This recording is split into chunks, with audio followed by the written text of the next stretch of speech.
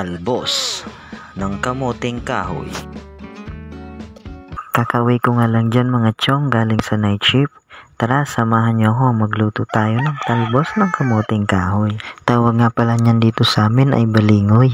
Sa ibang lugar naman ay balinghoy. Masarap nga mga chong magluto ng ginataang gulay pag gantong oras na malamig tsaka medyo maulan-ulan pa. Kaya nga kahit maliit pa ay pinagtiyagaan ko na. Parang alam ko na nga mga chong ngayon sasahog ko dito. Kanina pa kasi tong tandang sabat ng sabat. Pagkatapos ko nga manguha ng talbos ng kamuting kahoy, biniyak ko na din yung nyog. Tapos nga nun mga chong nakita ko yung tubo sa loob ng nyog, sobrang laki na kaya kinain ko lang. Ang tamis, parang ikaw. Pagkatapos nga nyan chong ay bigla ang umulan kaya napatakbo agad ako sa labas para kunin yung mga sinampay.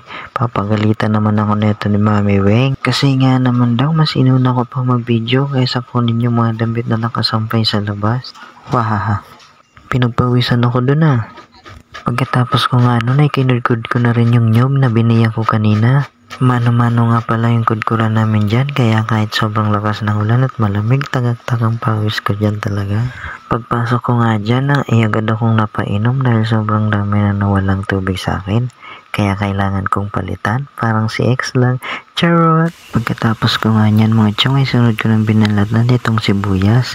Dahan-dahan lang ako kasi baka paiyakin na naman ako neto. Madalas kasi mga chong pag nagagayat ako ng sibuyas ay madalas tinatamaan yung mata ko kaya napapaluhan na lang ako lagi. Pagkatapos nga ay tinanggalan ko na rin ng tinik yung tinapang na bingwit ko kanina. Pagkatapos nga ay ginayat ko na rin yung talbos ng kamuting kahoy na pinitas ko kanina. Pinino-pino ko na lang para mabilis maluto mga chong. Sa ganito palang luto mga chong ay kailangan nyo ng pasensya kasi maproseso naman talaga. Kalahating basong tubig lang nilagay ko dyan mga chong para sa kakang gata. Minekos-mekos ko na nga hanggang mahiwala yung sapal sa gata. Pagkatapos nga mga chong ay diniretso ko na yung pangalawang gata sa kawali. Sinunod ko na nga rin yung sibuyas tsaka tinapa dyan. At syempre hindi mawawala dyan yung magic sarap, pati na din yung asid. Pagkatapos nga ay sinunod ko na yung talbos ng kamuting kahoy. Nang medyo kumukulo na nga ay nilagyan ko na rin ng sili. Syempre mahilig tayo dyan. At dahil kumukulo na nga ay sinunod ko na yung pampasarap lalo, yung kakang gata. Ito yung magbibigay linamnam sa ating luto. Dahan-dahan ko na nga tong binuhos hanggang sa maubos. Pagkatapos nga nyan mga chong, hayaan na lang tong kumulo hanggang sa maluto. Ikaw na din bahala kung hanggang saan gusto mong matirang sabaw. Or pwede mo din tong pakuluin hanggang sa magmantika na siya. Pero ang gusto ko pa rin ay ikaw. Hehe, charot.